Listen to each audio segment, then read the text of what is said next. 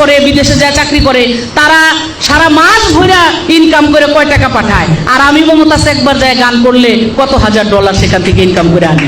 হ্যাঁ, এখনো যে আমি 2 বার এর মধ্যে কানাডায় প্রোগ্রাম করে আসছি, আমি বাংলাদেশে কম করে হইলো 50 থেকে 60,000 ডলার কিন্তু আমি ইনকাম করে নিয়ে আসছি। কি কম করে হইলো 50 থেকে 60,000 ডলার কিন্তু আমি ইনকাম করে নিয়ে আসছি। এখন বুঝতে পেরেছি। সাধারণত কোনো সিঙ্গার বা কোনো গায়ক পৃথিবীর যে কোনো দেশে, যেমন America, Canada, London, Switzerland, German, পৃথিবীর যে কোনো দেশে ওরা গান করে, তাহলে তারা হাইয়েস্ট সর্বোচ্চ 10 থেকে 12,000 ডলার তারা ইনকাম করতে পারে। আর উনি কি বললো, উনি এক গান করলে 50,000 ডলার নিয়ে আসে।